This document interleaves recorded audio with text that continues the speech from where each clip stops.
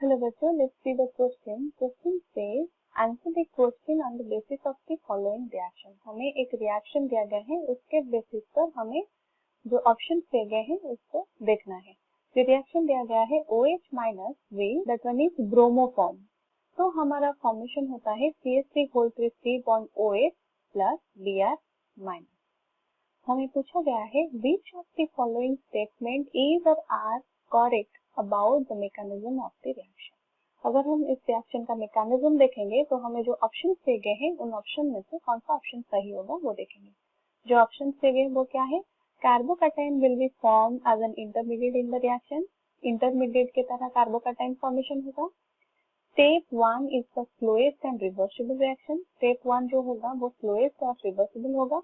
Rate of reaction depends upon concentration of only alkyl halide. Rate of reaction जो होगा reaction का वो depend करेगा concentration of alkyl halide के और all of the other. जो ऑप्शंस में दिया गया है A, B, C में सारे के सारे करेक्ट होगा.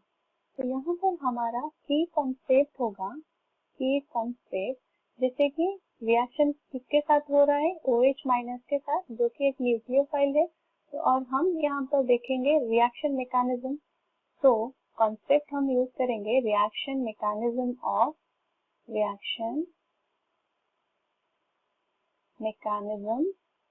Of nucleophilic substitution reaction. Nucleophilic substitution reaction.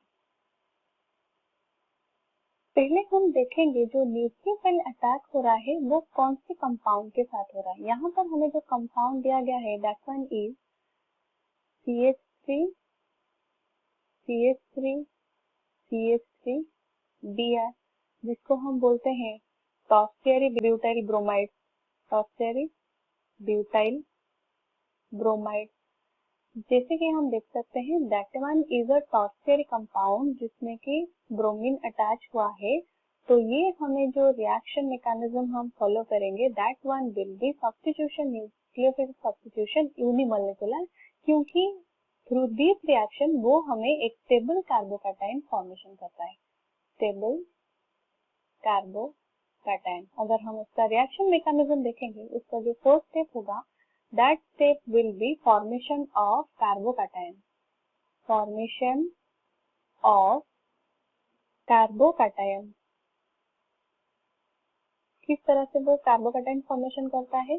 जब tertiary butyl bromide CH3Br first step में क्या होता है? आयोनाइजेशन होता है.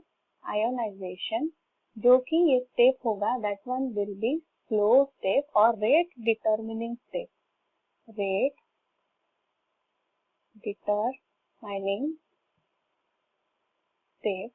तो यहाँ पे क्या होगा? With elimination of Br minus तो हमारा फॉर्मेशन होगा एक carbocation that one will be CH3 positive CH3 plus Br minus.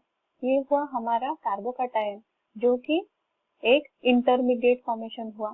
तो हमारा जो ऑप्शन ए में दिया गया है carbocation will be formed as an intermediate of the reaction वो सही हुआ. और फर्स्ट स्टेप में हम जो दे रहे हैं जो रिएक्शन हो रहा है आयोनाइजेशन प्रोसेस उसमें क्या हो रहा है? स्लोएस्ट स्टेप हो रहा है और रिवर्सिबल भी हो रहा है. तो हमारा जो ऑप्शन बी भी हुआ वो सही हुआ. ऑप्शन सी में हमें क्या दिया गया? Rate of reaction depend upon the concentration. यहाँ पर हमारा रेट ऑफ रिएक्शन किससे पता चलता है? जो स्लोएस्ट स्टेप होता है. यहाँ पर जो स्लो स्टेप होगा that here it is the slow step जो कि रेट डिटरमिनिंग स्टेप, और उसको हम डिपेंड करता है किसके ऊपर? टॉर्शियरी ब्यूटाइल ब्रोमाइड के कंसंट्रेशन के ऊपर. तो हमारा ऑप्शन सी भी सही हुआ. अभी प्रोसेस करते हैं फर्दर रिएक्शन के लिए. स्टेप 2 में क्या होता है? Attack of nucleophile. जो कार्बोकैटायन फॉर्मेशन हुआ था उसके साथ अटैक ऑफ न्यूक्लियोफाइल होगा. न्यूक्लियोफाइल हमारा यहाँ पर जो न्यूक्लियोफाइल दिया गया है रिएक्शन में दैट इज OH माइनस. जो कार्बोकैटायन हमारा फॉर्मेशन हुआ था वो क्या था? CH3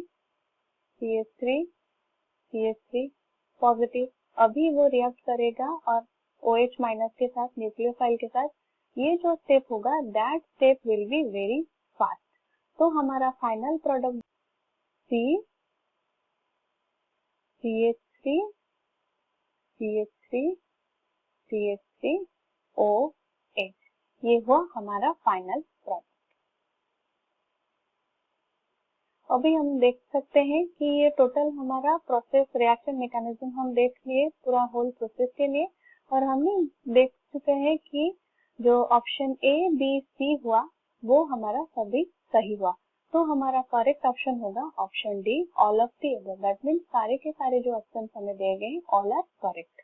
I hope you understood it well. All the best.